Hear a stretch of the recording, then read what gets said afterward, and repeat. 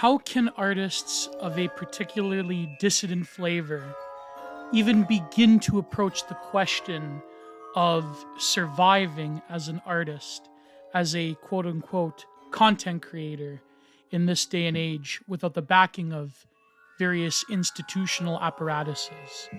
How are things within these institutions, in particular within the contemporary art world, the contemporary graphic design, and the quote unquote animation industry? Me and Widedog are going to discuss these things and more. We will discuss, as the winner of the Passage Prize, his particular vision of an integral, aesthetic, cultural, and philosophic whole. How his work of art maps a positive vision for the future. And how things like millennial nostalgia, how the industry operates itself as a way of vetting various forms of ideological purity, and the various ideas within the quote unquote distant right are shaping up to be significant in terms of cultural and aesthetic production. Because content is the way of the future.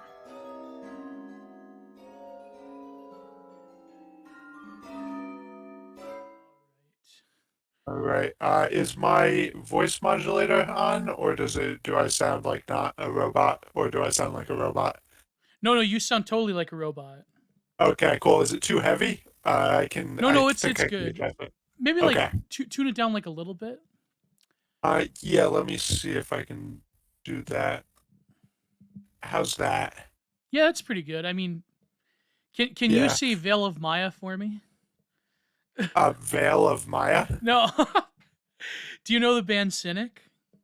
I don't, I'm sorry. Oh, okay, yeah, because they were like the back in the day. They were like one of the first like new age metal bands, and they Oh, like cool. and their singer Paul Masvidal used a vocoder that made him sound like an alien in that one particular. So like every time like ZHP or someone has a voice modulator, I always like that's like my go-to reference is that album called Focus. So Nice. like I'll pretend I have cool music tastes, and that's what I was going for. all right. All right, we are with Widedog. I always put an intro in the beginning Uh, because like it's kind of awkward to like pretend there's an audience. I don't know, every interview I always say that, but it's true though. We have Widedog here on Content Minded, and well, this will be released I think in a few weeks because I do have a surprising backlog. For Congratulations. someone, It's a good problem to have. yeah. And exactly.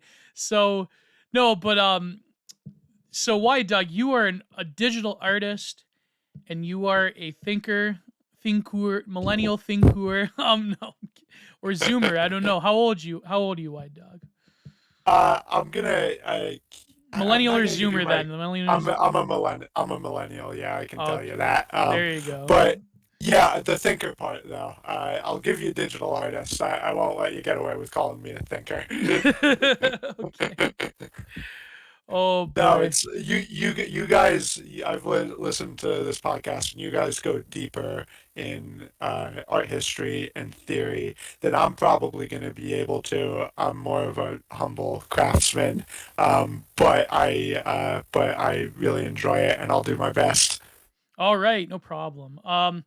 So I wanted to talk to you because I think that I myself like okay. So if those who don't know, you won first prize, the Passage Prize, and me and the boys, we we were trying to find a sort of a vision for the Passage Prize for a passage itself. I think that you encompassed the sort of the I would say the best like the total vision of what we were going for, because there was many great artists that submitted work in the visual art category, but they were like part of a series, or they were good on their own merit but they weren't good in terms of like what like the panel was looking for. But you really, like, I think, knocked it out of the park in my opinion. um Thank you. I really appreciate that. Yeah, and there were other people I think that came close, but in terms of something that's inherently positive, because there was many good ones that were either good as works of art or they were good as propaganda. But in terms of something that is something that gives you, I would think, a sort of a bridge to build on rather Yeah. than a hammer to destroy things with. So, um, Yeah, I'm glad that came across because that's a lot of what I was trying to do. I read the um like the I read like the prompt mostly, and I really wanted to. I made original art for it. I made a series specifically for the Passage Prize, yeah, um, yeah, and I really wanted to present like you said, rather than a hammer to destroy, kind of give my vision of a reason why we're even doing this. Like, what's at the end here? And to me, that is a just a my best version in my mind of a picture of a possible world that's different than ours, and that's just kind of wholly separate and different than the aesthetic world that we live in today. And you can't really like remove yourself from that. So but it was kind of just an attempt, to show yeah. an alternate vision. Mhm. Yeah, and before I want to get into specifically the series, but also your other works of art. But before we get to that, I want to Yeah, do a really brief introduction. So I know you don't want to dox yourself. I mean, obviously you're using a voice coder. it's But all good. yeah, I'm assuming you have a normie job that Yeah, I'd love. yeah. I can talk about. I can talk about my work because I think it's It's relevant to like how I approach art. You're an Um, engineer, right? uh, no, no, I'm a Okay, freelance because artist. you know the whole like that's the meme of like the engineer to reactionary pipeline. So Yeah, yeah, most of the guys are, and I mean, it's a certain type of personality. I was like maybe I'm just like the artist that kind of has that type of personality a little bit. Because like, well, in art school, while everyone was like doing painting and stuff, I was like, what about 3D modeling? Like, but yeah. So I'm a freelance artist. Most of my work is animation, but I do illustration and some graphic design stuff too. But yeah, so I've been I work for I've before I was freelance. I worked as an animator for several like kind of bigger normie companies, and that experience kind of really led me on the pathway to where I am now and how I kind of I guess everyone has their red pilling story, but just mine was through art school and through working for in this industry. Yeah, led me to kind of whoa. rebel against it. So you actually were an art school graduate. I mean, of course, don't say like don't. I mean, because you're a public person, so I mean a public profile. So you don't have to worry about like saying your art school or whatever. But Yeah, yeah. yeah. But you work in the quote unquote industry. Is it animation or just graphic design, like corporate graphic design in general? So a lot of both, a lot of animated graphic design, Hmm. motion graphics. But then I get to I do a lot of like 3D animation and like 3D animation as well, and the occasional like uh, one where I have like cell animation integrated into like some graphic design stuff. Hmm. But yeah, for like mostly corporate clients. Yeah, because people don't know this, but there's a lot of like internal um things that customers don't see that Mhm. require those type of skills, like internal packages of portfolios and projects and like like stuff that it's almost a shame that there's graphic designers that can't, by definition, like the public doesn't see what they're doing. It's kind of Yeah, there's interesting. Yeah. it's amazing how much stuff there is that companies spend incredible amounts of money on that nobody ever sees. it's kind of fascinating. I know it's crazy. Like, there was I actually want to do a video on it. I know that certain thinker of ironies, who I shall not mention, but he one of his big interests is the internal, like, I guess what people are calling the network aesthetic of, like, the Rand Corporation and think tanks and how they generate these graphs. But there was this one book on in from the early 2000s on integrated clothing and technology by Phillips.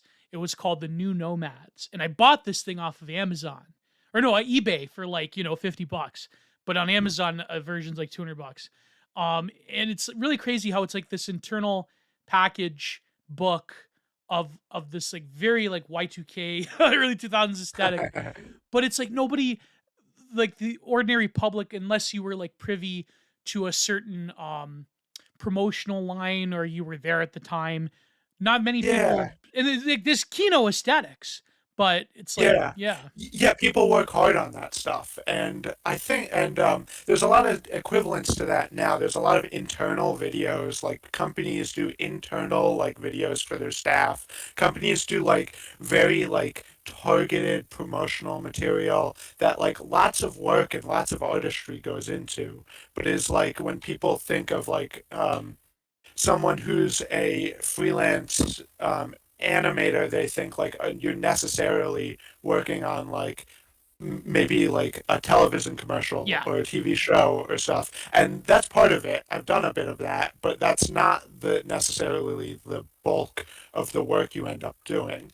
And it kind of leads me into something I wanted to talk to you about, which is just kind of like how the art industry functions Oh yeah. in general, and like the difference between the relationship between that and fine art, which I dabbled in but never had the stomach for that world. And then not that commercial art's any better, but but how they relate to each other, and then how kind of like uh, this thing of ours, this kind of scene that I guess we're kind of cultivating and trying to like build from the ground up what like we can kind of learn to do and not do from looking at like how the creative industry functions today in normie space. Wow, that's fascinating questions, and those are issues I have. I've sort of tried to work on myself, and I really don't have till now like very good answers. But I think that in terms of learning lessons from these industries, the fine art world, it's sort of, I mean, I want to interview my good friend, Julian Nagayan, who is like in the art world. But he, the way fine arts works is that I think the distinction is that you are working on, you have a corpus of work that is, each individual piece is sort of like a series of challenges that you Mhm. overcome.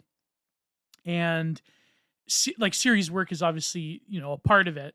But the distinction between fine arts and things like graphic design and the industry, quote unquote, I mean, I really truly think that fine arts is sort of in a precarious position because the most people see, like the real aesthetic consciousness of most people every day, is coming from the quote unquote industry, from graphic design, from Mhm.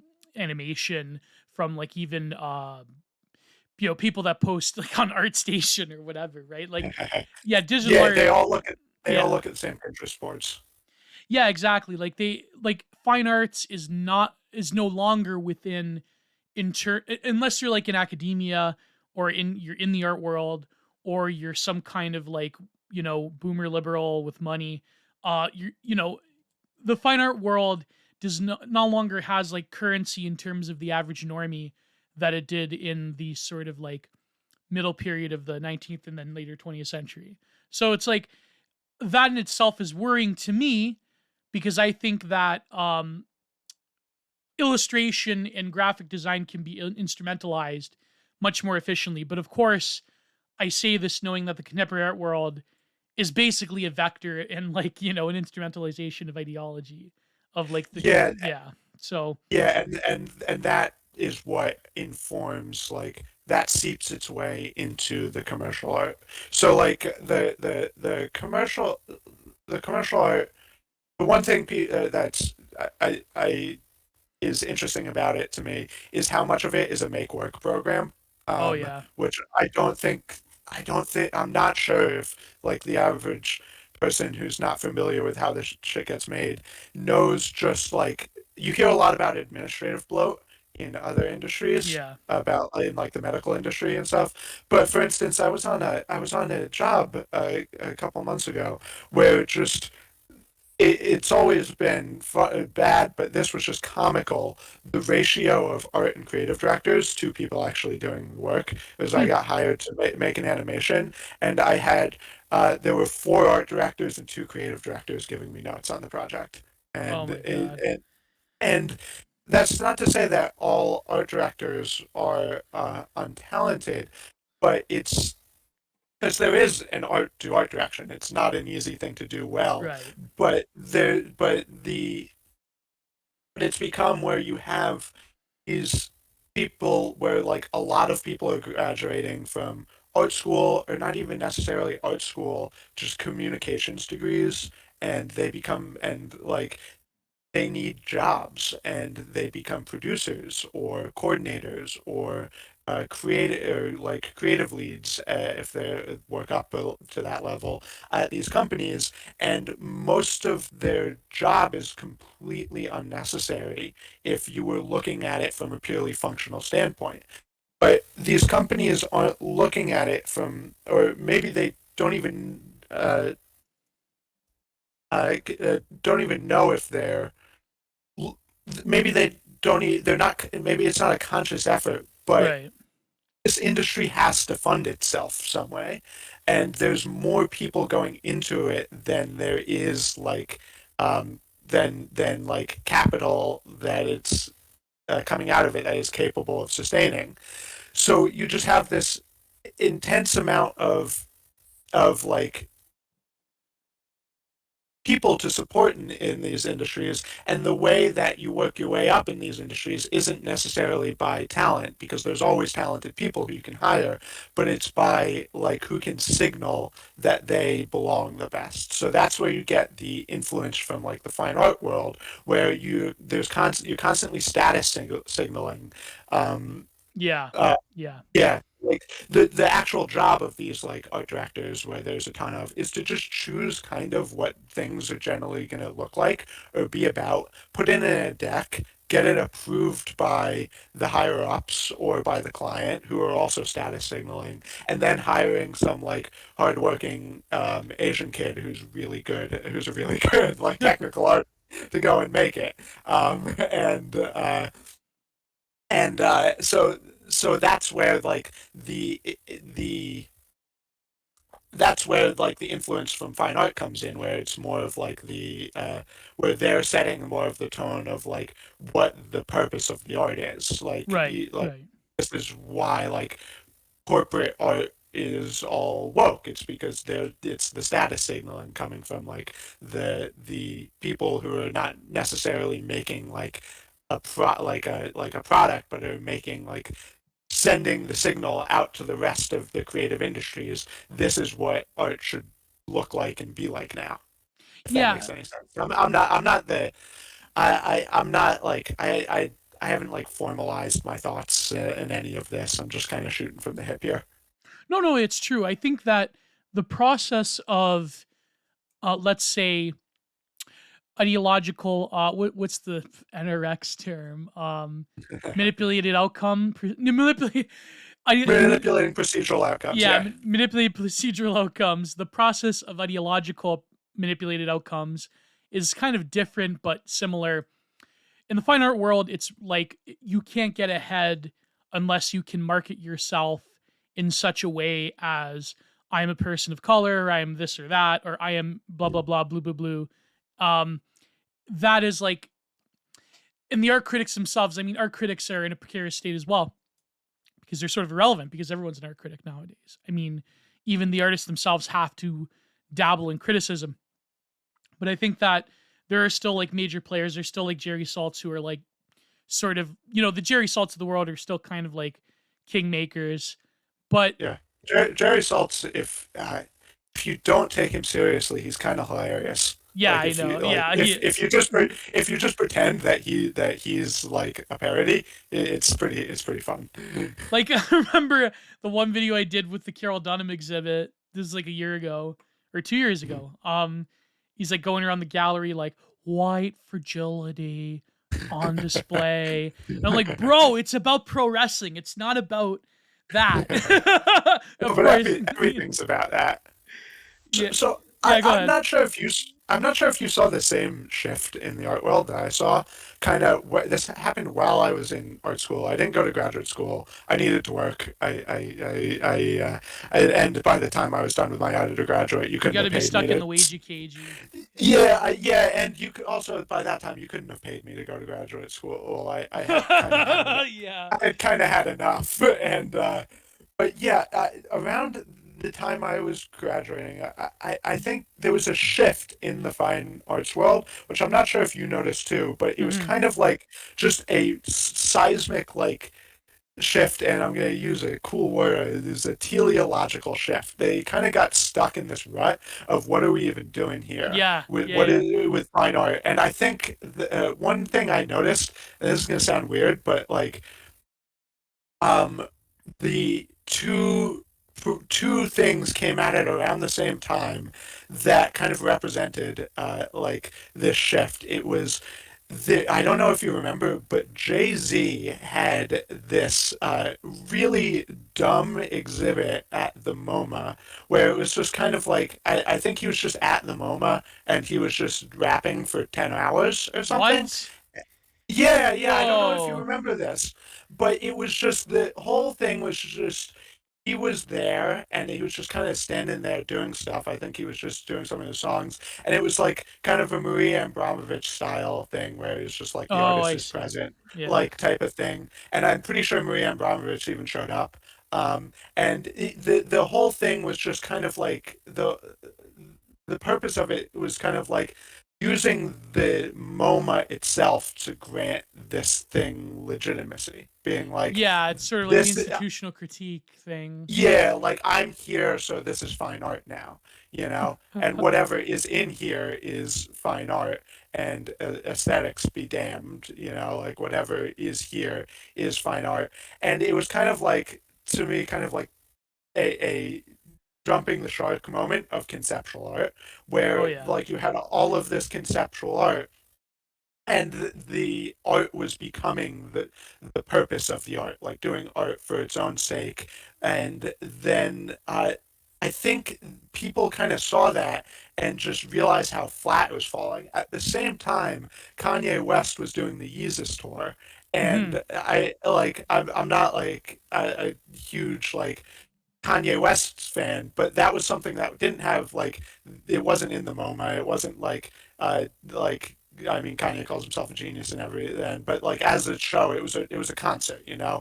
But it was kind of this big spectacle with like these huge like religious undertones, and it was just kind of like wasn't the purpose of the thing wasn't the purpose of the thing wasn't the art itself. It was like reaching for kind of like it had like all these religious symbolism, and it was like reaching for all these like um, kind of putting the viewer in an altered state. It was kind of like putting you in a sense of awe type of thing, and that was way more. You like no one talks about the Jay Z thing now, but like the Yeezus tour is very influential. So that art found this thing where it was in this space where it didn't really know why it was even doing what it was doing anymore. And then suddenly I saw a shift where I remember going shortly after that, going to a gallery and seeing that they just had it was an exhibition where they just had um, like old like protest signs Oh from this like god. handmade protest signs from the 60s, and those were being displayed as religious objects. And I'm like, oh, this is how they find their way out of this hole.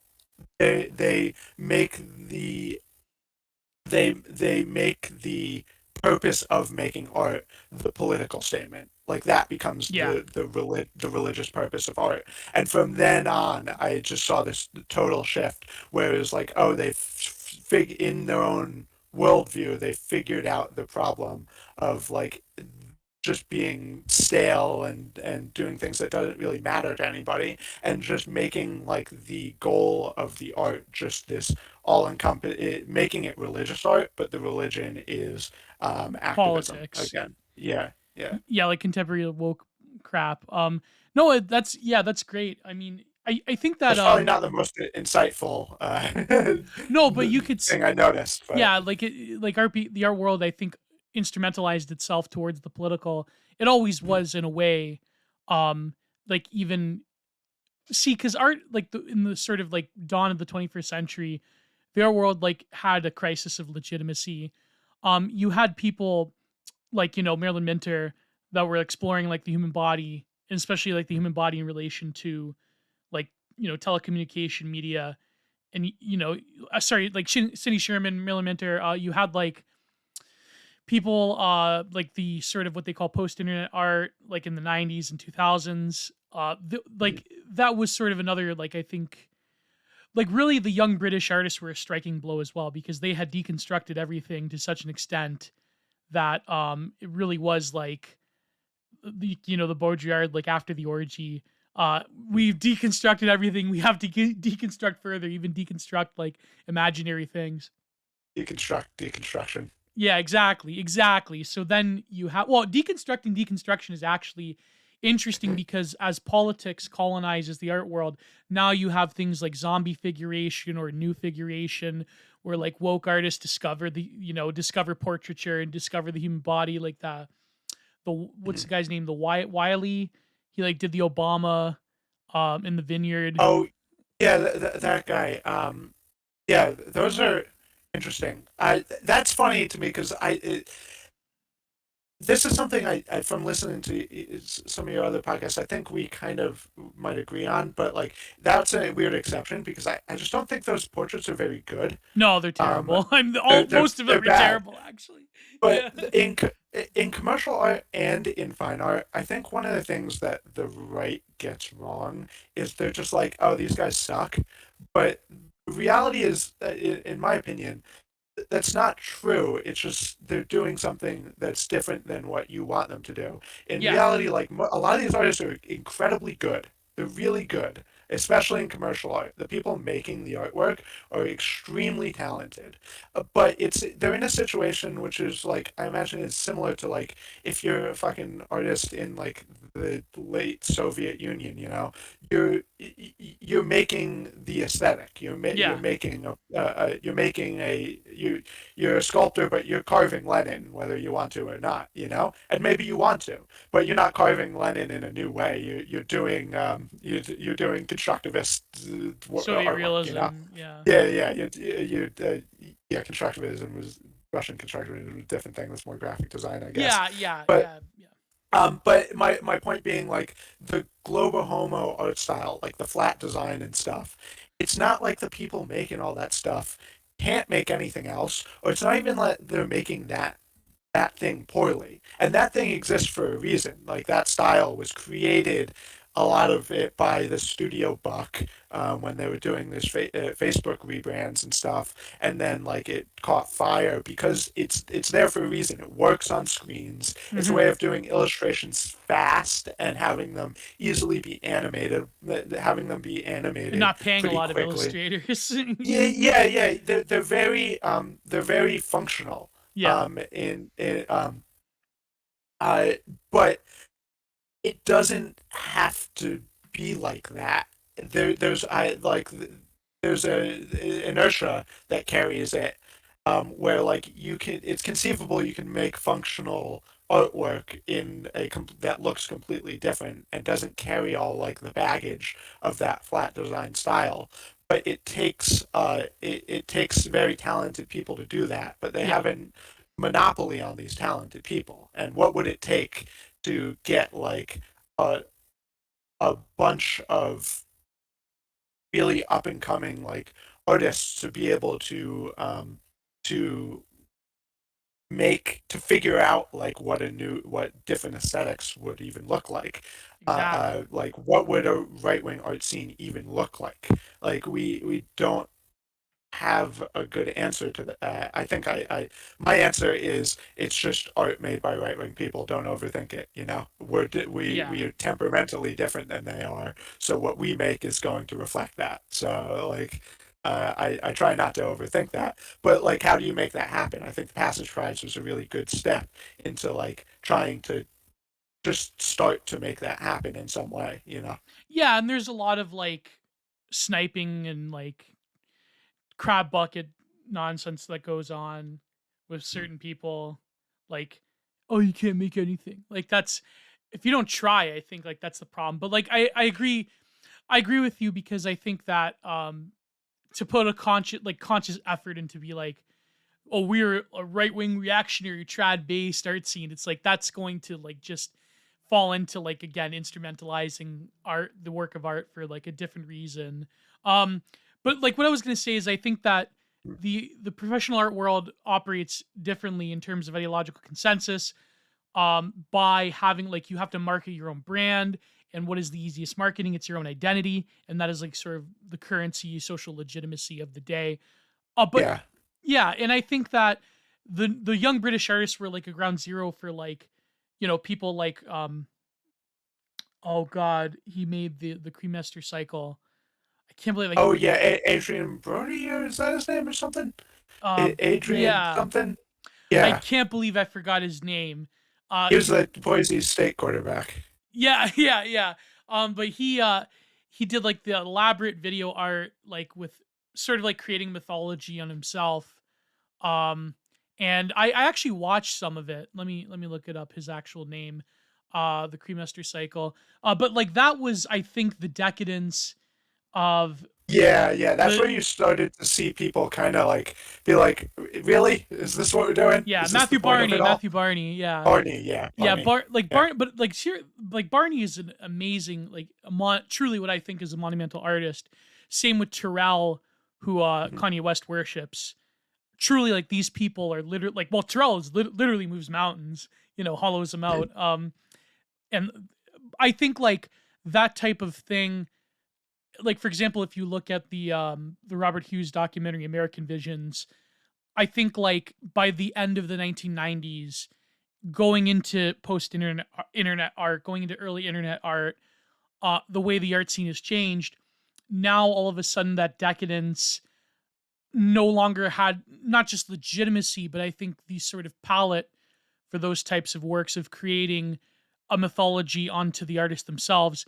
Now that has to give way to something else. And by the time you get to um, the late term Obama regime, by the time you get to Trump, by the time you get to the summer of Floyd, now you have a neo religiosity. But I would say, but from someone who's in the industry, though, what you're saying is that the ideological consensus is not enforced by the icon of now the artists themselves having to create a sort of brand image, a world unto themselves. Now it's more of like the functionaries, the very oralist process by which graphic design and animation takes place. Now it's like consensus by committee rather than the artists themselves having to be forced to market themselves in such a way. Is that a correct statement? Yeah, there's kind of a managerial revolution thing going on. Yeah. Um, Yeah. but in that, what they do is they know they can't like they know like an identity, a singular identity, will market better. They're very good at marketing. Yeah. They know that will market better, so they by committee create an identity, and then they'll go out if they're looking for a person, they will find the kind of most homogenized version of that identity that they're trying to sell and make that the face of the artwork, or they will more often than not create a kind of universalized like an illustration that perfectly encapsulates like that identity that the committee has created and is selling. So Yeah, like that's like Cal another Arts. reason. Yeah. Yeah, that's another reason why like the global, like that weird way they draw people is so prevalent. It's because they can just universalize like a human figure so Yes, easily, you know? yes, It's everyone and no one, you know? Um, exactly, and that will be when I hit my Patreon goal and I start writing the book on flat design and neoliberal kitsch. I wanted to focus on that, and of course, shout out to Eli Schiff, my good friend. Humans of Flat Design. I think like yeah. yeah, patreon.com/giant art productions. No, no, I think that yeah, that's true. And when it comes, but see, when it comes to the like, let's say animation, right? Yeah. It seems that in Japan with manga, whatever manga it is, like shonens or fujoshis or whatever, it seems that there is like there's still the capacity for the icon, the iconic creator, like the Kentaro Miya, what's his name? Kentaro Miya, the one that created Berserk. Yeah, like there's still like recognition to like what they created, but it seems like with animation and illustration in the West, like it's almost like the artists themselves, like unless you are part of the industry or you're part of their like quote unquote like art Twitter following, which I mean art Twitter is such oh god terrible Yeah, cesspit. Like it seems I nobody don't need to cares come about on our them. Twitter. I like our Twitter better. I Yeah, like our yeah. Twitter better. I mean, but yeah, what I think part of the difference between when we look at like Japanese versus Western animation, when I say like how do we cultivate, like how do we get talented artists to like want to exit from the like just that like the like just take us a few Yeah, steps yeah, yeah, back. yeah. We we we Lomez made the Passage Prize, and it's to like create to help create a new scene. You Well, know, Peter Thiel actually made the past tries, but yeah. No, yeah, I'm yeah, kidding. and Yeah, Peter. I like to personally thank him for sending me the prize money. But yeah, but that's a good Oh. point though, because it like I'll go off track a little bit. Sorry, I'm not used to like talking this long, but people like the Passage book is coming out and it's $400, and people are like, that's a lot of money. It is a lot of It money, is, yes, yeah. but it's also it's hard to for, it's not like you're just buying a book for 20 to 40 bucks for like a nice hardcover book that you would normally, because the process of making that versus the process of making this is completely different. Like for me I would love to be able to just do projects like the Passage Prize or projects for people in our space Yeah. full time. That'd be sweet, but I can't. I have a family to support, and and I it would need to like taking a pay cut. You know, I would like, yeah, I would do it for a pay cut, but taking a pay cut, I would still need to be able to bill a lot of money for like a day's work, and and that just isn't going to cover it from like YouTubers paying $100 for an animated YouTube intro, you know. So you need to, so you're paying for your own time when you make something like this, Yeah. and in order to have an art scene, you need to have people that can make a living with doing that artwork within that art scene, you know. Exactly. So that's the key factor. You need to be able, it doesn't need to be a ton of money, because people like that's not the motivation. And I'll tell you what, like most of the artists like in commercial art, they don't make a ton of money. Oh They get fuck paid no. most Oh god. no, they get paid mostly in prestige. Some of them a lot of really talented people eke out a pretty good living, you know, but you got to be really fucking good. So you need to be able to make money within that scene, and to be able to do that, you need to be able to price things appropriately. And so 400 seems like a lot, but it's really not.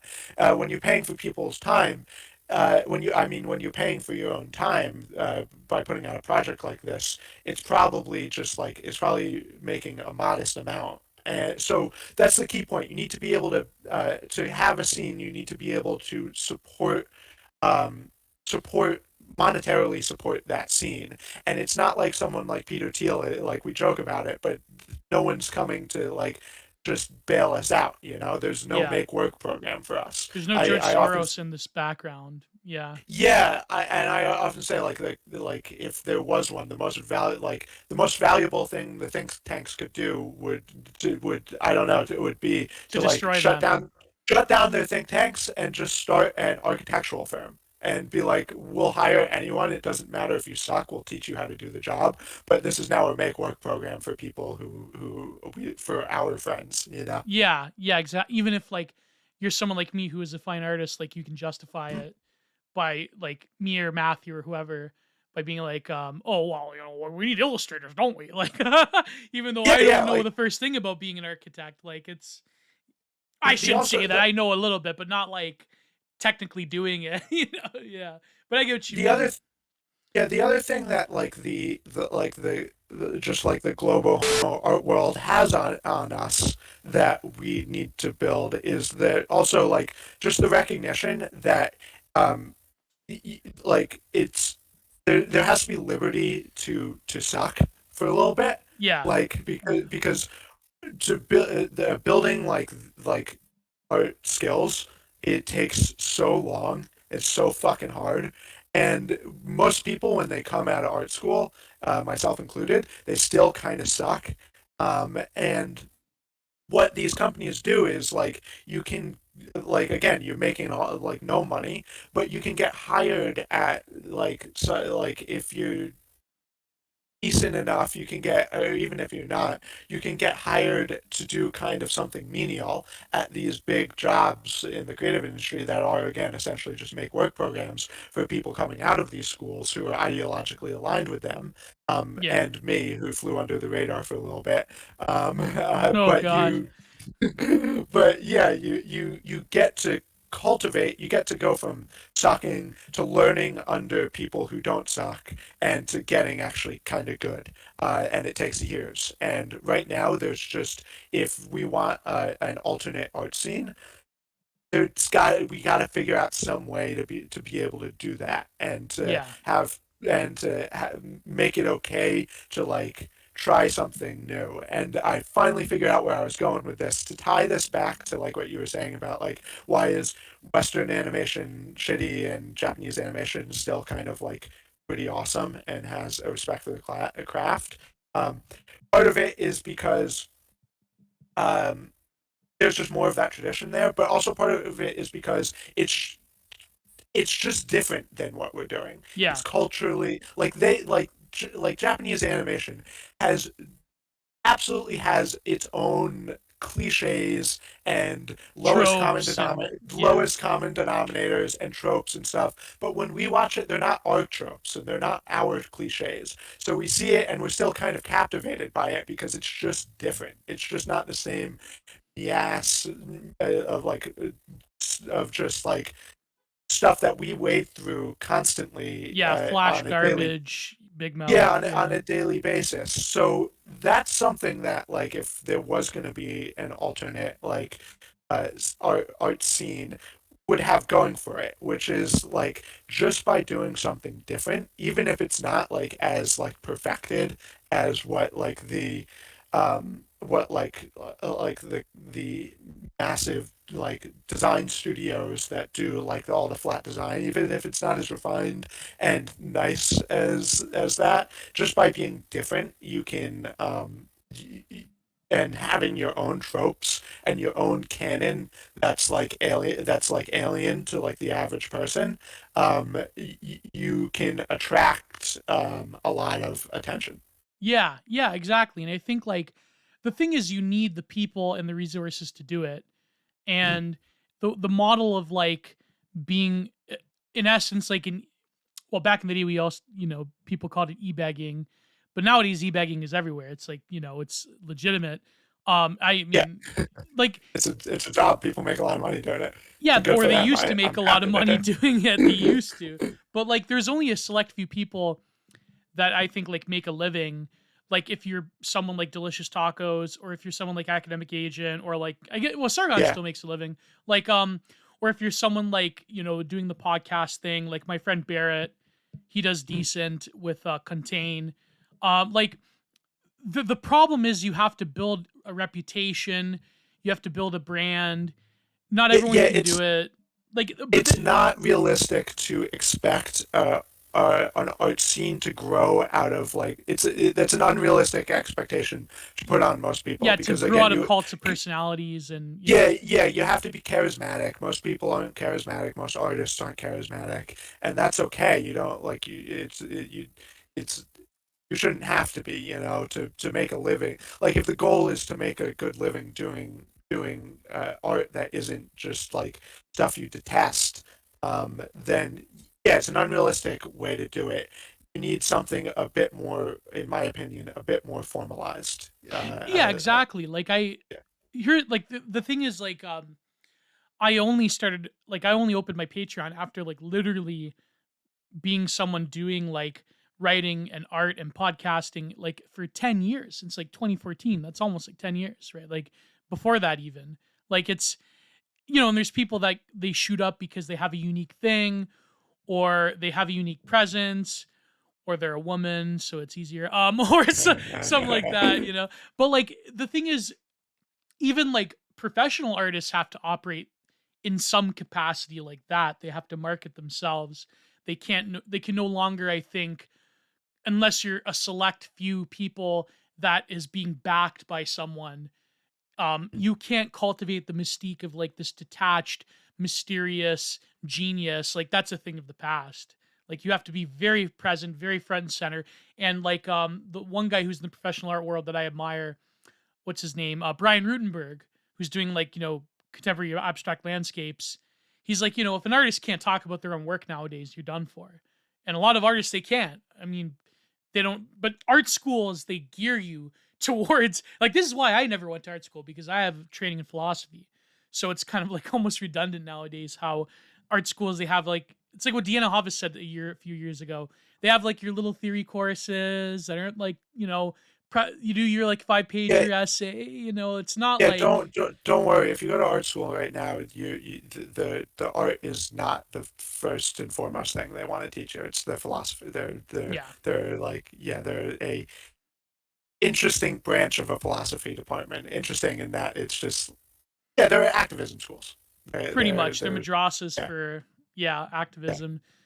yeah. And like, and the theory isn't even that rigorous compared to like a literature department where, like, let's face it, the only one in North America, Oh, you don't even have to read, really. no, you can, yeah, you don't even have to have an IQ point above 70 to like do. It was at the school I went to. There was a lot of foreign students, like English as a second language students. Yeah, yeah, Um, and it was funny, and like I'm not like making fun of them because it's just they're doing exactly what is expected of them and to get ahead. But it's funny because there was like a amount of people who barely spoke English, but when it came time to like do the mandatory like Q&A about the reading, they knew the words to say. Like what like it they probably couldn't read the thing because they couldn't speak English very well, but they knew like the 5 words to say, like the systemic, like male embodied. gaze. Yeah, yeah, they could just like string those words together enough for it to be like, yes, exactly, you got it. And to me, it was like, oh, that's how transparently like they don't even fucking care. They just want you to repeat the jargon. Yeah, if you ever like go to apart from very few, like some of those ones I quite like, but if you ever go to like a documentary series like Art 21 on PBS, or like Yes, those are if you hear artists talk, it's like, oh my god, like it's these people are idiots. Like not all of them. There's some of them who are quite brilliant. Like, yeah. but for example, I got into heat with Paul Talk about saying that I quite like some of Jenny Saville's work. But if you hear Jenny Saville talk, it's like, oh, Well, that's what I'm saying. Like, we shouldn't be expected to talk. This is the most I've talked yeah, for a exactly. while, Yeah. and I bet a lot of people are like, I prefer your images, and I'm like, you should, like that's what I'm good at. But yeah, But the it's critic just does that. The weird. critic did that before. That was their job. Because the artist does not have a high verbal IQ. They have a high image IQ. They don't have the art critic could not do art, but they could talk and they could Yeah, sell, like in terms of conceptualizing around the work of art. That was the critic's job. That was the secret, like kissing cousins agreement between the critic and the artist. But that, of course, nowadays that relationship is imploded. Um, yeah. yeah, yeah. I would love to have like just someone someone next to me who would just like explain it for me or just like Well, talk if you for me. read the blurb of the Passage Prize book that I wrote Oh, well, about, maybe I do. Never mind. Thank you. I no, it's appreciate true. it. Yeah, it's true. I'll Perfect. send it to you. I'll send it to you. Yeah, No, I have not seen it yet. yeah. Well, that's another thing too. I don't know if I can't talk, but like I shouldn't say too much. But like in terms of being a judge, like we didn't head into it expecting to be paid. Put it that way. Like whatever we But get. I'm glad you were. That's a testament to like I said, like I feel like if this is going to be real, it needs to be more formalized, and I think Lomez gets that, and it's a testament to him, like pushing that model forward. Yeah, like the only like I think even like the money thing only came up once or twice. Like me and ZHP and like I don't know because I haven't talked to Moldbook, but I know because of like Ben Braddock and ZHP. Like there's no expectation that we'll get paid or what we get paid depending on how the book sells. Like I didn't do it like a lot of things for the past 10 years.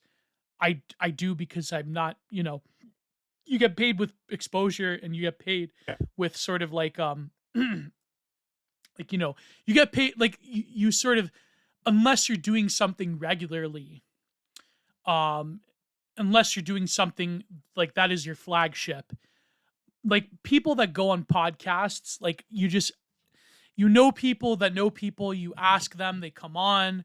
It's not like we're not like we're like intellectually masturbating ourselves. We're not financially masturbating ourselves. You know what I mean? Like I would love, like yeah, I've gotten paid a few times. I might get paid in the future for certain course things I might be doing with certain people. But like other than that, like all the podcasts I've ever been on, ironically enough, including the flagship I was on, I didn't get paid.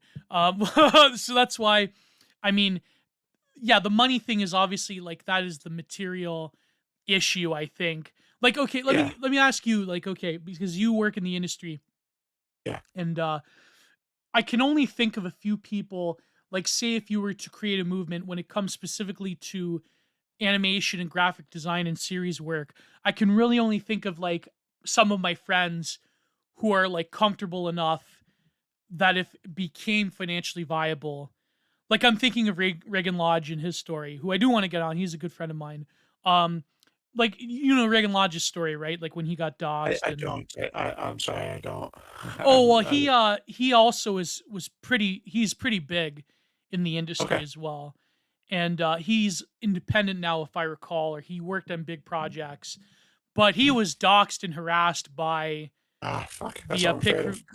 the Pikuravi people, and they tried to like accuse him of all this crap because he was like when he was younger, he was a part of a certain forum, iron. Well, you know what, and I think like he regrets a lot of his. We were all young once. Yeah, exactly. We all browsed, Storm, whatever. Like it's it's just like you can't smear someone off of that, like But he like got steamrolled right by these people, these hideous people, and he came back and he worked himself up, and he like of course when you are a part of the industry, as you know, if you are outed as a quote unquote fascist or whatever, that you're going to like obviously attract like a number of A-logs who are like dedicated to your destruction.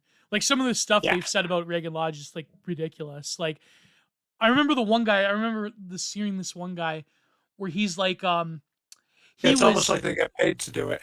almost, right? Almost. Yeah. Well, Where he's like because he joined that one forum 7 years ago, he should disappear and not make anything off his animation for 7 years, and then maybe he'll come. It's like, who the fuck are you to say to someone who has genuine talent, who has genuine insight, and who is an actual real person?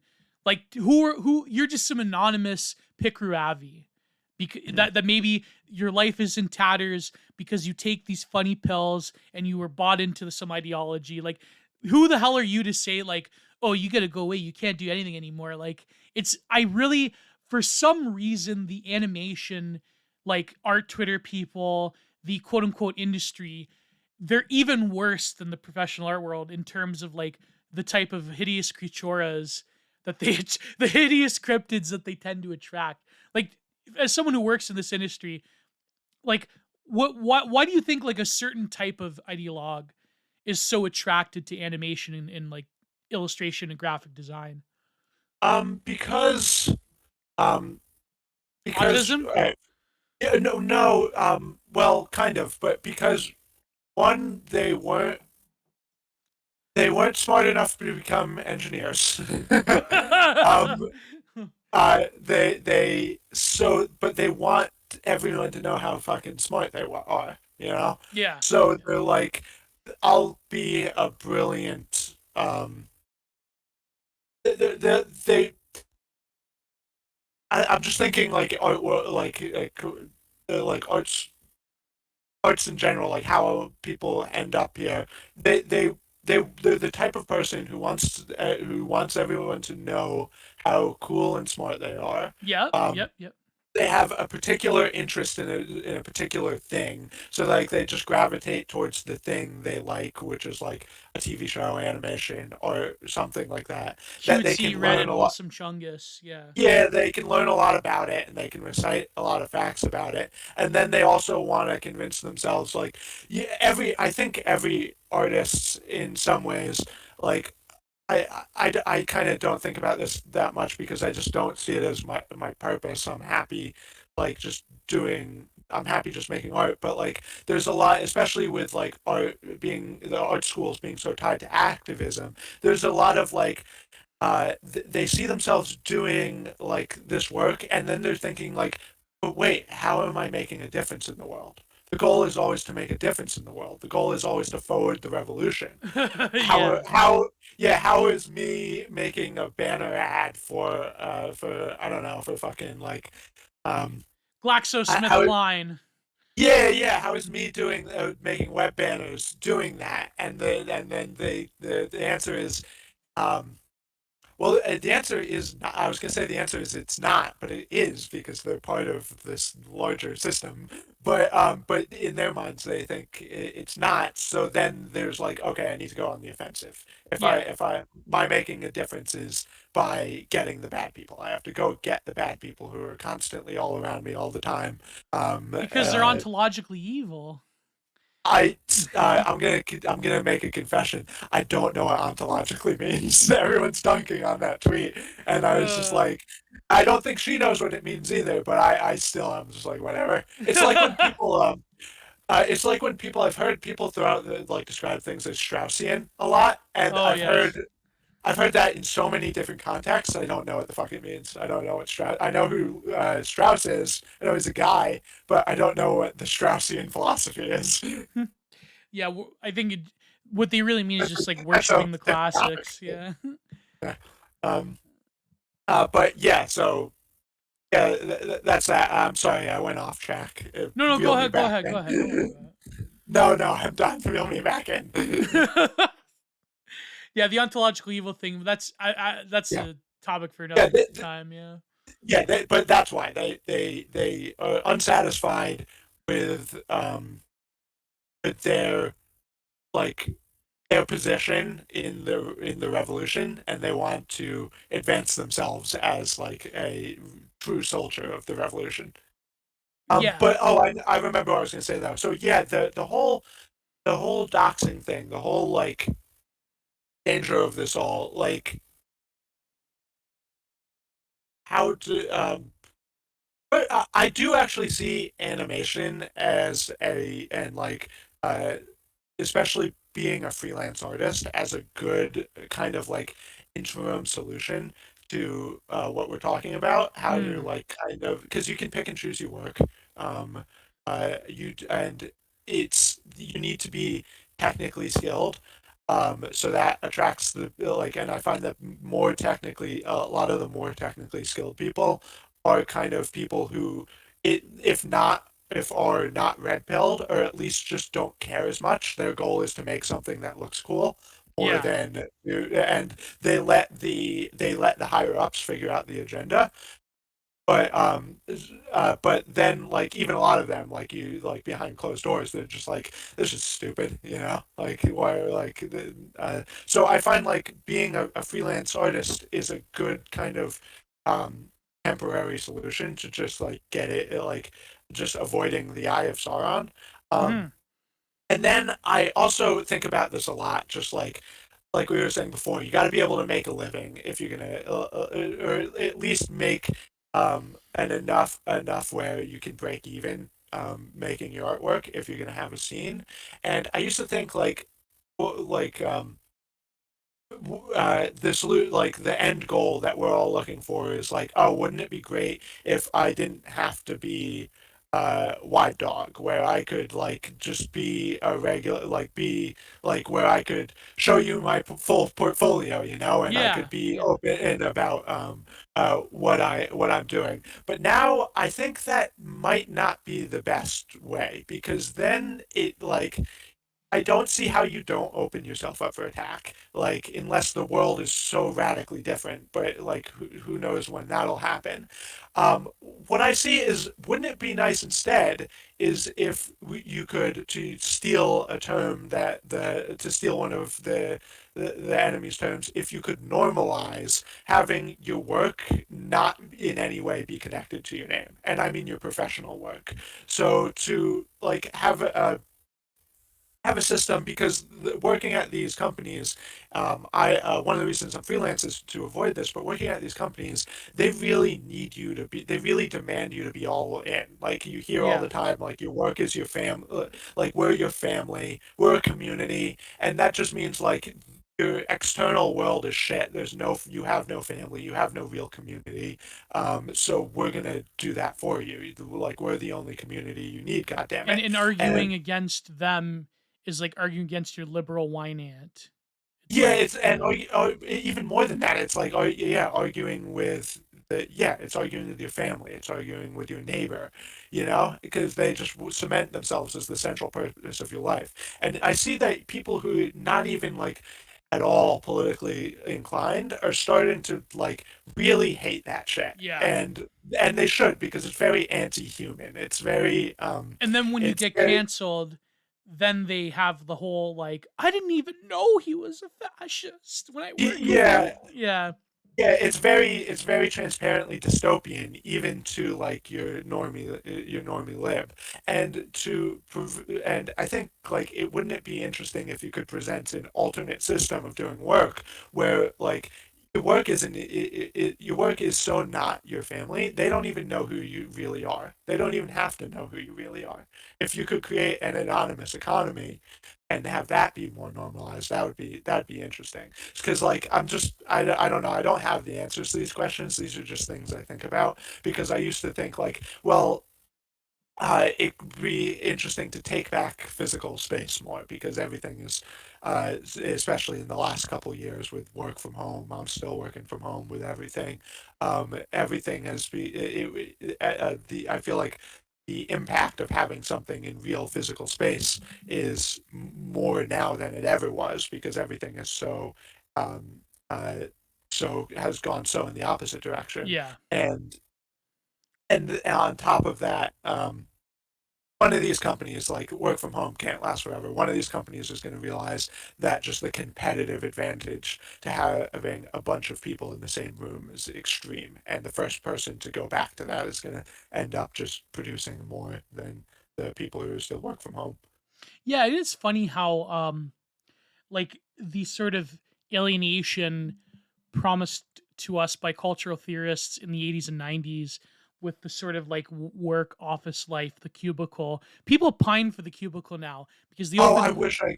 Yeah, yeah. when I was in the open office, I begged, I prayed every day for a cubicle. It looked so nice, just so yeah, so I wasn't in this panopticon of like surveillance, you know. Yeah, open It, space. Now, of course, oh, with the work at home thing because of the previous 2 years, it seems like that is even more of a level of alienation because now you no longer have a personal life. Now it's like you become the it very much is almost like what Marx theorized that you become the total being of production in some ways. But mm, but I think like what you were saying about anonymity, I mean, I struggle with it myself because having a name, like being a name and a face, you do like forego certain opportunities in real life. But then again, it's like, I felt like I had no choice anyways. I was mm, in some ways destined to do this. But I think like for most people, like when I was on the previous podcast, we had episodes with Owen Cyclops, and he talked about like why he's anonymous, and that he would lose family members he would lose opportunities if people like knew who he was, that he was actually Owen Cyclops. It's like I understand that, like that is the problem, and yeah. also like the environment of did you see the oh, I can't say if it's I can't the kayfabe, but like a person, let's say a Baptist, on that the Latinx Pooler account. Did you see that one tweet the other day of like Um. the Face Lords one? Oh yes. Yeah. Like I Bap has a particular distaste for a certain type of face lord, yeah, and exactly, yeah. Like I hope yeah, go and ahead, I go ahead. get it. Yeah, he has a particular distaste for a certain type of face lord, and I get that. And but I don't I like Bap is just there is no Bap is Bap. There's no one like him, and Yeah. so like I don't pretend that like I'm just gonna be able to like muster the same like intensity that towards anything that he has.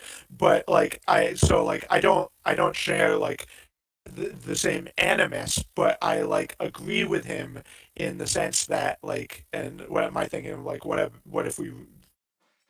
It would be interesting to normalize having your work be completely separate from your regular life identity or your Yeah. family identity, because um, I yeah, sorry, I'm beginning my train of thought. BAP, the so because it's the thing we do. It's one of the things that that the anon right, the new right, whatever you want to call it, does best. Like the pseudo identities are really kind of like you don't get that in other creative spaces. Yes, yes. Like it's something unique to us, and it's a strength of ours. And I Well, it's think a that necessity. That is in itself. it's an it's a Yeah. necessity. It's a strength that was born out of necessity, that like a lot of strengths are born out of necessity. But yeah, I agree with him for that reason, and I think maybe like a it's something to build on for that reason, because it's something we already do pretty well, you know. It's just so funny, and it's so awesome whenever like you just see the bullshit coming out of like some like the New York Times writes, like if you ever actually read like their opinion pieces, and they're just so written in such a dumb way, and then you just go and see this very insight, and it's written by like New York Times editor with a fancy sounding name from like fucking Harvard. And then you go and you read something that's much more true and eloquently written and more interesting by JJ the Jackoff Plane. Like that's Yeah, who, yeah. by the way, I have approached to come on this podcast. Oh yeah, So JJ's cool. I like JJ, but yeah, you know what I mean. There's just a certain joy in that. yeah, exactly. I think like it's starting to change because I noticed that publishers who are dealing with the online right, they're more willing to like let you publish. Like I am 1776, like Mark and Byzantine Ambassador, like they're way more open to you publishing under your pseudonym than they, by necessity, right? Yeah, American Sun has like no issue whatsoever with that. I mean, obviously, because American Sun was born from these spaces and like from Frog Twitter. But yeah, like even like semi mainstream people like Thaddeus Russell, like he'll yeah. ask you, American Mind too. I've seen some yeah, people an publish from there. yeah, yeah. Like they'll ask you, like, okay, do you want to use your real name or do you want to use your pseudonym? Like, if there's a problem, like with me, I'm like, yeah, I use my real name in my face. It doesn't matter. Like, but for other people, like, yeah, I noticed like there is in our spaces more of a shift. But what happens when, like, now Fox News, for instance, will have people under like their pseudonym. Like, what if like Benjamin Braddock goes on Fox News as Benjamin Braddock, not his real name? Like, you know what I mean? Like, it is like it would like Tucker Carlson interviews Bronze Age pervert. Oh, that could I actually think happen. that's You know? yeah. I think that's the type of hyperrealism we should embrace. It's cool. Exactly. Yeah. Yeah. Tucker, very happy to come on. Uh, Yeah. shall uh, shall Laura Ingram accept my fuck? you know, or Yeah, whatever. Yeah. it's the type of thing we need to meme into reality, and I think it might. I could see it happening. Yeah. But at the same time, there are certain advantages of being a face, though. Like, I mean, the ones that he picked, they were like Yeah. the most disastrous examples, right? Mm. Like, there is, I think, you are like you are treated with a bit more respect by the normie if you do have your name and face. Like for Yeah. It's example, also. yeah, like if it's by necessity though, like I mean, academic agent was doxxed, the TRS guys were doxxed. Like Mhm. then the choice that you have is that you proceed forward with your real Yeah. name. Yeah. Yeah. I was gonna say the advantages I see, and like from kind of like I'm just starting. Like I'm a new. I had various like accounts, never more than like 20 followers, like for years and years, mostly just a lurker. Just the Passage Prize was like the first time I decided to be like, all right, let me throw my hat into the ring, kind of, you know. So Yeah. even then, I'm a tiny account, you know, and it's kind of fun, actually. But yeah, the advantages I can see too of like um, not being anonymous, being having your face shown versus being anonymous is one. It's just a lot of hassle lifted that you don't have to think about. Oh yeah. Like Oh yeah. yeah, like I wouldn't have to. It's just like think while I'm talking about like what I'm saying about everything, and the other another advantage is I could show all my full portfolio. You know, like one of my the passage prize was the first series of images of still images that I've done in a long time. Like I my and like it was kind of difficult to like get myself back working in that way again. In more of a fine Um, arts direction. yeah, yeah, it was kind of an adjustment. Um, but like if I have, I think if I have one like actual like unique talent as an artist, I'm pretty. I rather like the short films that I make. I like making animated short films, which take a lot of time and are a big investment. And I have some of those. I can't show them to anybody. So some of my next projects is I want to start doing a few of those as Widedog projects, Yeah, so I why can why share. wouldn't you want to show people because they're integral to your industry work and that would just Oh, yeah, you could immediately you could immediately find out who I was. oh, I see. Yeah, that would be disastrous. Yeah.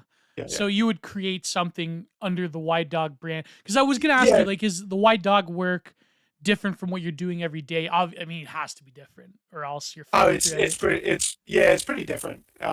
It is aesthetically different. It's a bunch of stuff. It's also just an excuse for me to work in like kind of styles that I don't really get to do Mm-hmm. Mm-hmm. commercially as much. I also work on skills that I want to improve. You know, um, yeah. So I when I started the past project, I was actually like thought about like, oh, I'm gonna make it. Am I gonna try take up painting again? Because I did I used to do oil painting Hmm. and before I like but I decided not because one like those skills have atrophied and I've become kind of like I like digital art. I think it's important. I think it like um I love painting too, but I realized I don't love doing it in as much as I would have liked to. Right, right. You gotta actually like doing it. I'm kind of a little bit messy and disorganized. So like oil painting is not the best for that. You kind of gotta keep track of all your stuff.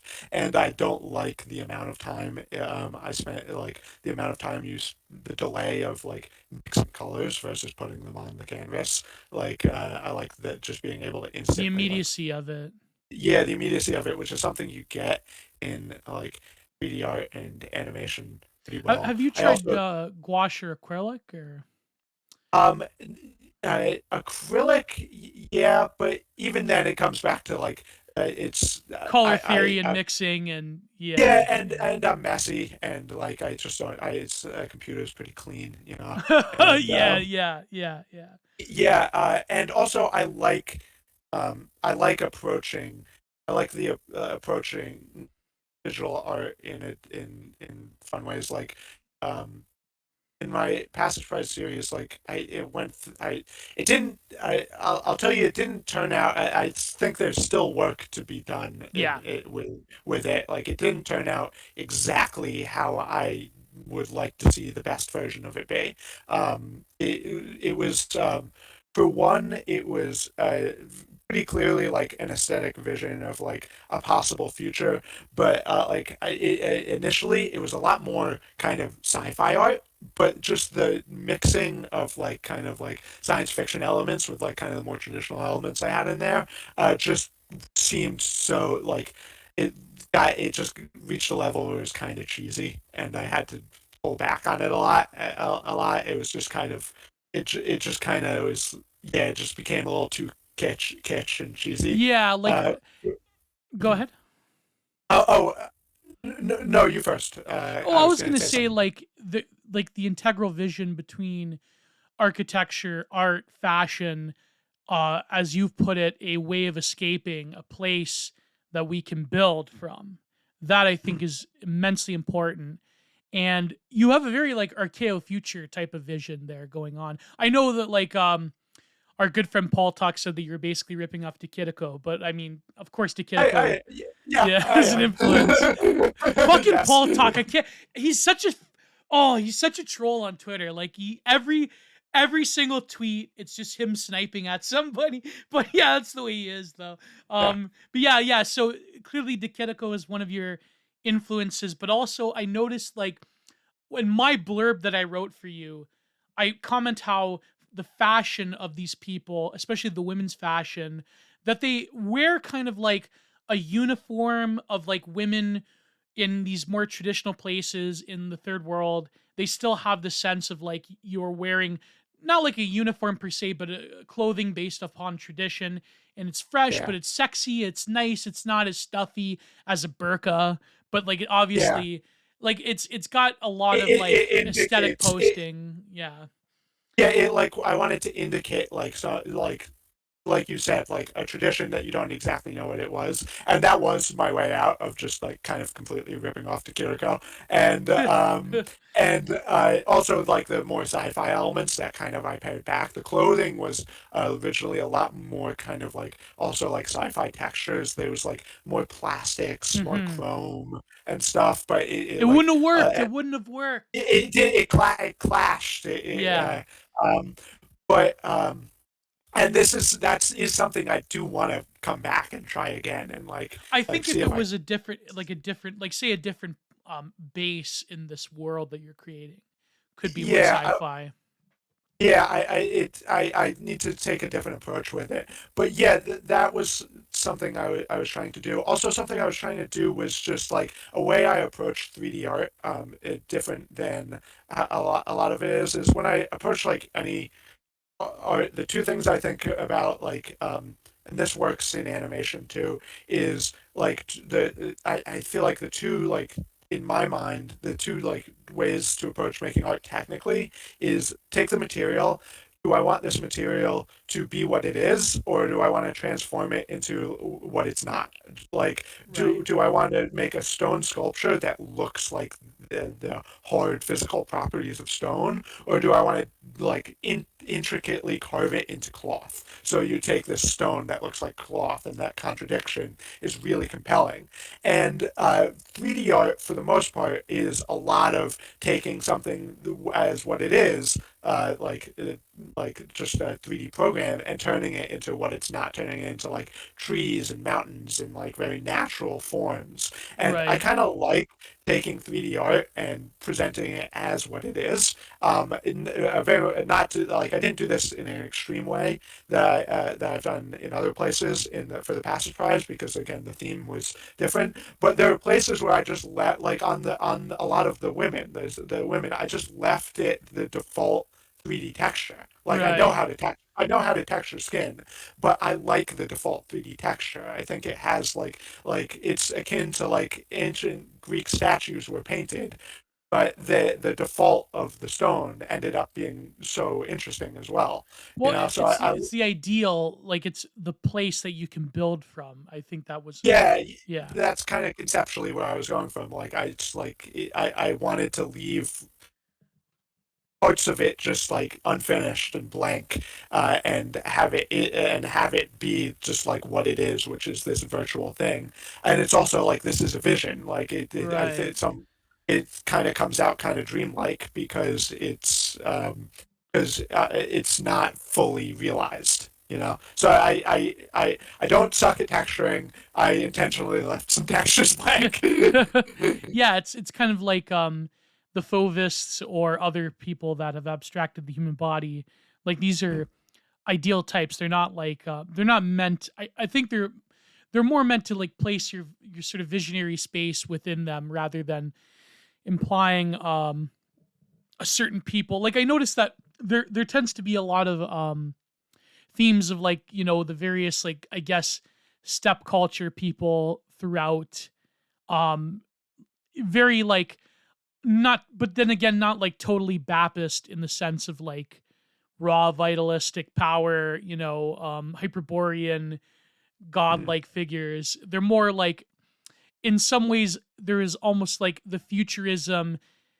I almost sense like there's a quietism to your work. Like there's sort of like there was some kind of transitional event that happened, and now humanity is Oh rebuilding again, sort of deal. yeah, yeah. It was yeah, it was kind of like that. And again, I initially intended it to have more like indications that it's not necessarily post collapse, like just show technology in there, but it ended Hmm. up being just kind of like again it clashed, and I want to try it again. But yeah, the way I did it was basically just to show a different idea of like what I made next to uh I don't know what like would be the example of like mainstream like examples. I guess I do like a mainstream example of like what like a beautiful female form is from like our culture right now. You know, a lot of it Right. is like intentionally grotesque, even. Yeah, or it's just so overtly sexual. Yeah, And even like the Instagram baddie is like, yeah, yeah. yeah, and just basically in visual form, just be like, we don't have to live this way, like we Yeah, we can don't have to think outside of celebrate everybody. Yeah, we don't have to yeah. celebrate the monumental religious figure of the POC, differently abled body. That's Mhm. like, I think it's funny, like someone said this the other day about, and I kind of supported the the Sports Illustrated model. What's her name? Um the recent one. I said that Oh if it, yeah, the one who's like, excuse me, just like the chubby swimsuit model. Yeah, like if she wasn't Yeah. in Sports Illustrated, I think. No, she's a pretty girl. Yeah, You yeah. know? Like, But someone said that the other day. They said that if Renew Fault on Twitter was directing like the women in Sports Illustrated, it would be better. Because those are like, oh man, out there. People don't know this, but in my mind, I like every single Renew Fault woman that he posts, but I can't do it because then my Tradcath and Trad Ortho followers would get pissed. That I'm like, I think a renew. That's one of those things I've only ever read that Twitter handle. What's the actual? How do you say it? Renew Fault, yeah, Renew fault. like kind of like Foucault Renault, yeah, yeah. Okay, Renew fault. If he yeah, I think he should release his own swimsuit edition. Oh That my would be god, that great. would be Yeah, amazing. like we should make more products and stuff. And I like just how he should time the release like the day after the Sports Illustrated one. That'd be hilarious. I often used to like fantasize about what if there was like a evil Met Gala right next to the Met Gala. Oh yeah, Um, like an yeah, LD50 Met Gala. Oh yeah, man, yeah. that And it would be like, you're not invited here. Like, well, you're not invited here. Like, yeah, that's what the MO. Impressionists did with the French Academy. That's what even the Secessionists did with the Yeah. yeah. I think like there was a few attempts before. I think like I think if the right people back in like the Trump era, like if they were to have been like a bit more consciously aware of things, like Mhm. if Steve Bannon gave money to us artists and posters instead of like think tank people, like I know like there was some disastrous things like the Milo, what was the guy's name? Wintrich, the Twinks for Trump thing. That was Oh, terrible. I don't even know. But yeah, Milo comes because when I was saying the evil Met Gala, I instantly thought of the deplorable. Yeah. With yeah, Yeah. um, which is like, I mean, at the time, in retrospect, like I'm not gonna hate on it too much, but it was like you can learn from the failures, you know. Yeah, like even LD50 I think had promise. Mhm. Um the people like I think it was in the right hands at the time. My friend Daniel Miller, but like I think that like And because it not got to say that particular event was a failure, but just like that scene, the way that scene kind of like, um, created things. Yeah. yeah, there was no there was a lot of infighting. There wasn't a lot of continuity. Um, it's it, it wasn't prepared for the way that they would be like so ruthlessly kind of that the network would be so ruthlessly split up, you know. Yeah, yeah, and I think that the problem is too is that they were just posters. A lot of them, they weren't doing like actual aesthetic work the way that, for example, I can only think of a few people like TV Ameriqua that were a part of it doing, like they were like doing things like putting like tweets in a gallery and shit like that. Like they were. I think if it was in the hands of people nowadays who are actual artists organizing a gallery somewhere, I think it would be different. But if you wanted to, you need people to take the posting, the intellectual content of something like Frog Twitter or whatever you want to call it nowadays, the dissident right.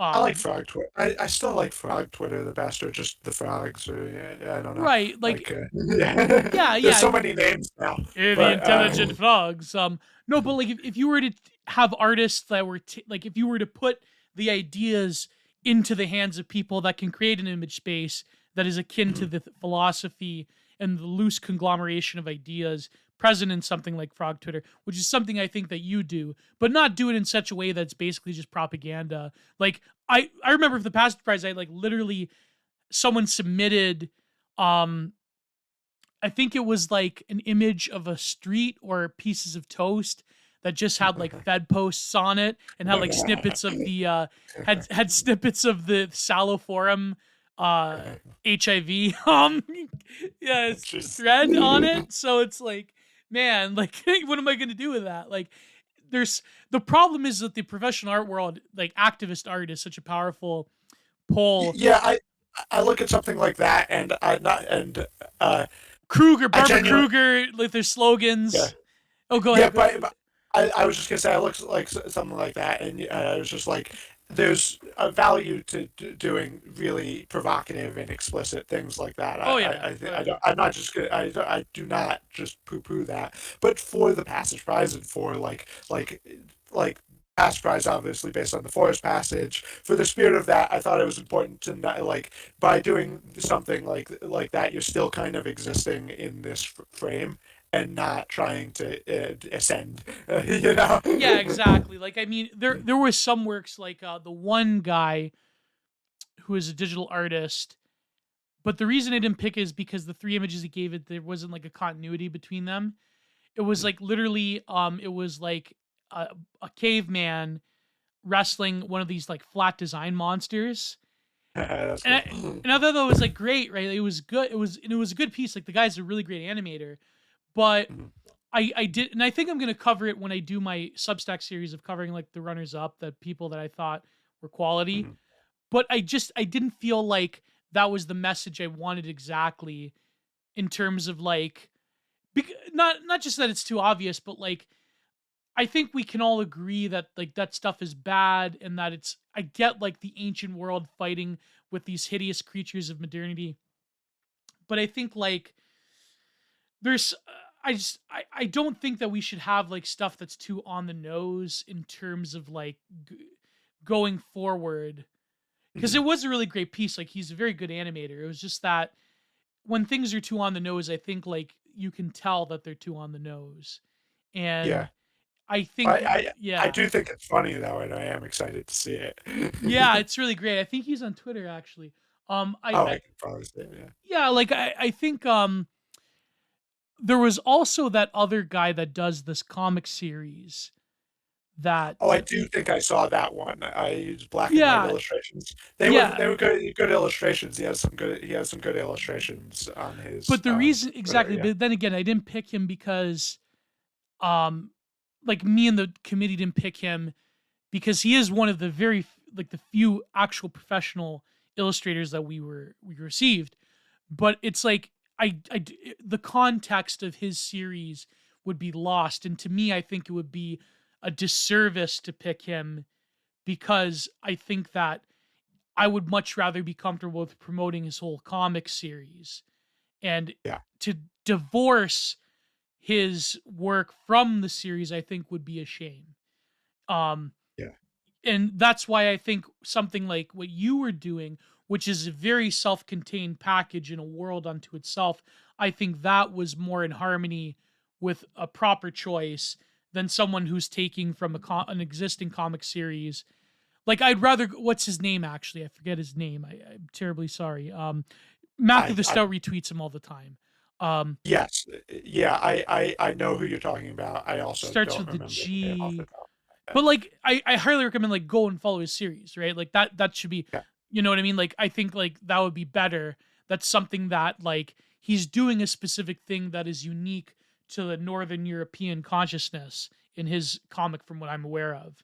And Mhm. yeah, so the Passage Prize, like there was many good people. Like there was a lot of shit actually. I mean, like there was stuff I remember, like there was another good one that a guy did this like kind of ugly like line art figures that you find in professional galleries nowadays, but instead of Mhm. like celebrating the quote unquote alternative body of, I think it was called like the phenotype of the modern bug person or something like that. And it was like, I loved it. Like it was like, I didn't choose it because it was again explicitly propagandistic, but I loved it because if you were to like market it in a different, it's like one of those performance pieces like we were saying about the Jay-Z thing, or like Joseph Byers or someone like that, where if you were to like parallax it into a different context, it would be acceptable.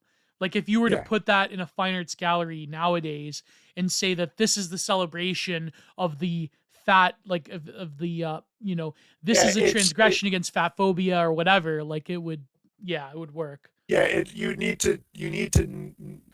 need to have a certain framework in your head already. You need to kind of be in the know to you could hide it amongst the normies, but then the right people would see it for what it really is. It's pretty cool. Yeah, it's exactly. I think like when people see there was like again the whole controversy with the Sports Illustrated thing. Like there's been, I think, in beauty magazines even more horrendous examples. Like there's sort of like, yeah, we are trying to normalize ugliness, but I think like people in our spheres, they sort of like go too far with that idea, and they're There's like, a yeah, go ahead.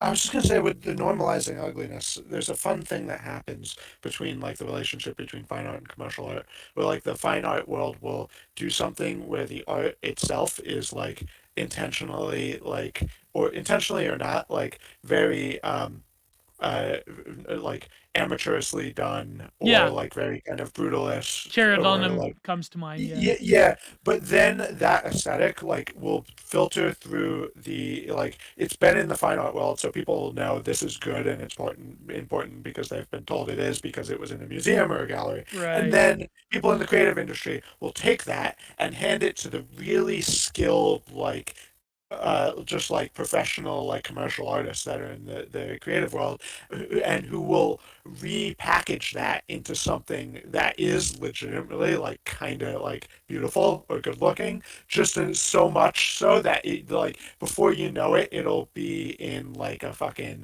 like a WeWork ad or something, you know, like We work. I'm thinking of like trying to think of specifics uh like well, for instance, the whole like the way that figures are drawn, there's a lot of there's a move towards like distorted, like like really kind of like naively drawn, distorted figures.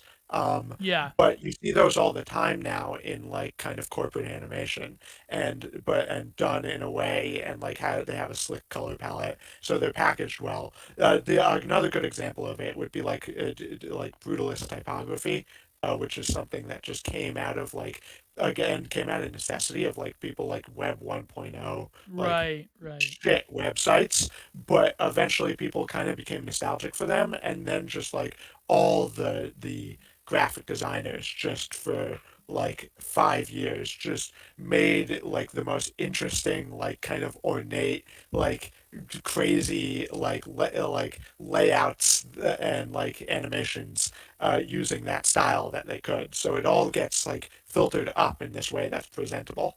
Yeah, sort of like corporate Memphis, or like that nostalgic like I really love like early 2000s corporate design. It was all like airy. It was very much like 20 like Yeah, early 2000s type of like I optimism in can some ways, you know. I can sense that that's coming back in people's Pinterest board in the art director world. Oh, thank That God, thank God. they're looking, well, they're looking for a next thing because they sense that like flat design is like getting a bit much. So it turns so like now like the more conservative. I don't want to like the more kind of like I say conservative, but like what I mean by that is just like in like the sense of like the companies that aren't like gonna risk a cutting edge design on their brand redesign. You Right. know, those are the people who are doing like kind of flat design tech figures now, and then the kind of more like out there like kind of the more trendsetter companies are really looking for the next thing because even they know that like it's getting very stale, and they're in this transition period where I feel like they're looking for like what's the next kind of look that we're all gonna like play with now. And I Right. think that that's a contender like that like or that like 2000s like that like 2000s almost over designed layouts, you know, Mhm. like how Mhm. like everything has an emboss that it doesn't need to have, you know. Yeah, Yeah, Y2K corporate, and then yeah, also corporate design. Like mhm. just think of like a visual of the Windows Me sound opening up. It's like Yeah. I yeah, There's like a 3D cone and like a and then like a different line, you know, that like intersect that like is in front of the cone in 3D space, even though like it doesn't need to be. oh Yeah, my God, yeah, yeah, yeah. Like it's just I love that type of stuff. Like I remember I told this to me and my best friend in real life because he also like went to school for animation. Um, Mhm. we were like messing around on the internet on YouTube, and we saw like this like nostalgia comp, and it was like the Windows Me opening sound, and I shed a tear. I'm like, oh my god, like that's like I think like they're going to market millennial nostalgia to you, or they're gonna and Yeah. Zoomers by definition are going to be they're already appropriating 90s nostalgia that they didn't live through, which is really weird. Yeah, but Yeah. their nostalgia's going to be a little later. There's going to be just like just pre iPad into I'm sorry, pre iPod Yeah. into iPod design. I bet you that like golden age Apple kind of minimalism might Yes, make a yes, yes. comeback. Um, and yeah, just a lot of stuff that was around more of that period, clip art, a lot of like over designed stuff like that. It's funny you that sound got to you. The one that got to me nostalgic wise is the PBS Eyewitness Open. Um, Whoa! Yeah. yeah, Yeah. if you play that, you hear the doo doo doo doo doo like that, like world music kind of like. Yeah, yeah, yeah. That And when I saw that, I'm like, this is fucking the cool. This is peak. Like, this is what the future is gonna be like, man. yeah, like that or a lot of like industry music stuff. I think like it's funny like soundtracks to like series that nobody like looks like if you're a kid and you like hear a soundtrack like here in Canada, you watch like Teletoon or whatever and you hear like buffer music. Like I remember watching like buffers from like late 90s Teletoon. It's like the little alien like thing. It's like, oh man, like that's it really does get to you, but like a lot of the meaningful sounds and um like illustrations and buffer images that like were just like a throwaway from a kid's cartoon. It's like Yeah, that stuff was like when you like they're in compilations, the people that manage to get this material. If you go to like YouTube, you'll go to like people like are binging 90 commercials from like the 90s and like the early yeah. 2000s. Like I think this is part of like if I can go off on a tangent, yeah, go this ahead. is like it's something I think about a lot and kind of like has something to do with like how fast culture is constantly accelerating. Yes. Is in a sense we live in like this unique period in history where every single fucking person has to be is an archaeologist in some sense. It used to Mm, be like for most people in most times of history, those artifacts of of your childhood, those little things that you remember fondly, they're still fucking there. It's not right. like the world has completely changed. Like by the time you're an adult, they're still there. You know them more intimately because you still use them every day. You don't have the world isn't completely remade every 15 years or 10 years, and now it is. And like those little insignificant cultural artifacts, like a button that you press on a program on a game you used to Yes. play as a The kid, the those are PS2 just intro. The yeah, PS2 the intro. GameCube intro, or any of them. Yeah, Boop. yeah, Yeah, yeah. they're just gone now. Like, and there's a lot of whiplash with that, where Yes. there's a lot Yeah. of like pressure that you like each generation has to kind of remake the world, and it's kind of sad. It's a little unfair. It's a lot It's of like expectation. it's Yeah. it's it's oh, did I cut you off? No, no, no. It's like there's this YouTuber I watched him because he used to do cringe compilations back when they were like really big, but then he deleted all of them to become like one of these video essayist YouTubers. Do you know Mr. Amazing? Um he I had this don't. I'm sorry. yeah, well, like I don't watch him anymore Check because it out. he's just like a normie lib. Like he's like an unironic neoliberal, kind of like Destiny or whatever. Yeah, So like, I don't want to whatever. Like but he had this one yeah. point he I did mean, you a get it. You get it. I go back and forth between just like I'm finding it harder and harder to just like understand the normie lib. Like yeah. where it used to where like it's after the past 2 years. I'm like, how do you hold so many contradictions in your mind at once? It's Yeah, just cuz you can respect like a total like out there psycho like some Twitch streamer Like, Yeah, you know what or I someone mean? who's Bread tube, yeah, whatever. or someone who's just kind of even like your normie who's like kind of totally disengaged. Or you could tell they're just someone who's just like they're gonna be whatever the environment they're Yeah, in. typical But the millennial people, lol, especially us yeah, millennial yeah. lols. But Yeah. the people like the normie lib who cares about being a normie lib is an interesting mindset. It's It's like what very, yeah, people like Bastiat or Destiny or I yeah. guess, well, I wouldn't say Vouch, but Vouch is taking a very dystopian turn in terms of what he believes the next 2 years are going to be like. The reason I mention Mr. Amazing is because um, he had this point. He had a Vaporwave documentary. I mean, how many fucking video essays are there on Vaporwave? Some of them are bad. They're the only bread tuber I really respect, and he has like the shittiest opinions ever, is the cuck philosophy guy. I think he's got a different name, but he had a decent Oh, yeah, I yeah. remember that guy. I remember one day being like, I wonder if there's like the in-depth like because a lot of like lib shit is so infantilizing and they just like Yeah. here are the things that you think now think them because the other people are wrong. And I'm like, I wonder what the good version of these arguments are. And I found the cuck philosophy guy, and I obviously don't fucking agree with him, but he's not an idiot, you know. Yeah, he's not like trying to sell you like a lifestyle the way that like Yeah, Natalie or what's philosophy tube's name now? I Um don't know. I don't want to misgender. I haven't gone that down that rabbit hole so Yeah, much. yeah. But yeah, so Cuck Philosophy made the Vaporwave documentary, but also Mr. Amazing, because I think he has a background in music, also made this documentary. And he mentioned, and this is my point that I'm belaboring to get to, but you know, I'm I not just helping them. Sorry. no, but I just find it funny. Like, no, but he had this point about the that one Vaporwave artist, um, the one that does like the chiptune stuff, the oh god, I have to look up the name. I can't. I uh, musician or artist? Musician, Vaporwave musician that does Uh, like, you know, home residence, but there was also let me look it up, because it was like he did this one song that's popular where he does like the drop from Windows 95. hmm. um and he said like Vaporwave Windows 95.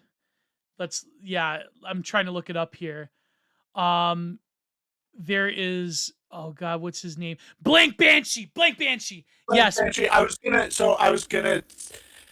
gonna say Blank Banshee, but I don't know that many. I'm like, I didn't want to sound like I just didn't know what I was talking because I don't know that many vaporwave musicians, but that's Yeah. one of the ones I remember. Yeah. But he Mr. Amazing was saying like if Blank Banshee did like the whole purpose of like vaporwave in terms of like 80s, 90s, early 2000s time warp. Like, I mean, barring all of like, okay, critique of consumer capitalism and then like, you know, the fascists creating fash wave, like barring all of that stuff, he was saying like in terms of just the experiential nature of music itself, if Blank Banshee did not put in that Windows 95 drop, like do boo do do boom, like if he didn't do that, it wouldn't have the same significance in terms of his millennial and like late early Zoomer audience, in terms of how nostalgia become like something that is just so mundane. Some industry musician probably created that chip tune for Microsoft however Yeah, many. probably Yeah. spent maybe a day on it, and it was just like maybe they had like five versions of it, and some like I don't know, some like creative director was like, I don't know that one. That one seems good. Yeah. Like, Yeah, and that becomes, because you got to just a remember, seminal thing. Yeah, yeah, and it becomes a seminal thing because Windows 95 was like really the jump off of when the normie got into computing, you yeah. know, in the internet, when you think about it. And that sound greeted millions of people going on something for the first time that I mean, certainly consumes our lives. Um, because we're a bunch of weirdo nerd freaks. But like, and we have no other choice because is there any right wing squad coming to save us soon? Right? No. No, we Yeah. gotta occupy our time somehow, though. Yeah, we have to bide our time before the right wing squads. No, Yeah. no, but the thing. Before, yeah, before it's like I told you to stand back and stand by. Now it's time. I told you to um, stand back and stand by. Don't worry I, about it. Putler has agreed to take some of his Z troops, some of his best, to take over California. No, Hillary Clinton, so dumb. She was right about a couple things. I was working with Putin the whole time. Yeah, exactly. I can say it now. We can say it. We The can say he Trump won. point. He won. Yeah, yeah. We won. When you got emperor, they let you do it. Yeah. When you're Eurasian, when it's Eurasianism, they let you do it. Yeah. I have I forgot I had the voice modulator on, so I sounded weird. Yeah, yeah. Well, my top Putin sent his top guy. His name is Dukin. What's your name? Dugan. It's Dugan. He's gonna be my cultural minister, along with my health minister is going to be Benjamin Braddock, Mr. Benjamin Braddock. My minister of finance is going to be Apex Aperion. No, yeah. So that would be the dream. They're calling it Bapism. We're gonna call it Bapism. Yeah, the Department of Vitalism. I don't know. Yep, Department of Vitalism and Public Enlightenment is going to be run by Yeah. Bronze Age pervert. My minister, my labor ministry is going to be run by Amy Therese. We're going to get her from Australia. Real JJ, come up here. This is JJ the Jack Off Brain. JJ the Jackoff Plate is going to be the public minister of cultural enlightenment and aesthetic exploration. Yeah, I'm shouting out JJ a lot. He just has one of my favorite names. Yeah, I know. He's like one of the best posters too. Yeah, he is a great poster. Yeah. Med Gold is going to be the minister of aesthetic exploration, and the minister of who's the Trumpenreich is Dude, finish. I'm sorry, I cut off your joke. I'm an asshole, but no problem. Because I'm trying to think of like poster. Zero HP Lovecraft will be the minister of exploring the darkest of cosmic depths. He's gonna make all your horrors come true. Yeah, all people with pronouns of the bowel, you better get used to it. Zero HP Lovecraft coming. Anyways, go ahead. So I was gonna enter. I didn't finish them. They it was more of a time suck than I thought, and I decided to stick to my strengths. But I was gonna enter a short story in the Passage Prize too. I wrote a I. It's not. I never finished it. I might at some point. It probably sucks, but I wrote a short story about how we win, like the whatever, like the right wing revolution happens, the reset, Moldbug's reset happens, and everyone's like, now like we totally win. Everyone's like, now what? And the military coup consensus, they decide to anoint the next the new emperor of America based on 4chan get. So like whoever gets like the next person to get quads, it just becomes the next emperor of America. Oh my god! It'll be some Brazilian dude. But just some guy does. I wrote like who the guy is and stuff. But the rest of the story is him putting together the cabinet, like putting together like staffing the government, and it's all just the shit, all of the prominent shit posters, Yeah, and just like them fucking feuding with each other and all that. So it was a fun little creative exercise. Who are the some of the ministers? So Moldbug was gonna be Moldbug was going to be the chief strategist as soon as he finished his, and this was around the time when he was just starting Gray Mirror. So then it still had like the pretense of being a book. So he was going to be the chief strategist as soon as he finished his book, but Oh he was wow. locked away working on it for like 15 years, so he never like did anything. Oh god. Yeah. Uh, BAP was going to like uh uh BAP like got into feuds with everyone else and always wanted to settle everything by trial by combat, but he ended up doxing himself as and it turns out he was Macaulay Culkin the whole time. Oh what? So he ended up losing. Like this, it's all you can see why I didn't submit it. It's fucking stupid, but Oh and my I god. it's not a thing on BAF. We love BAF, but I just Minister of thought it was Public fun. Health, Dr. Benjamin Braddock. Yeah, it's funny.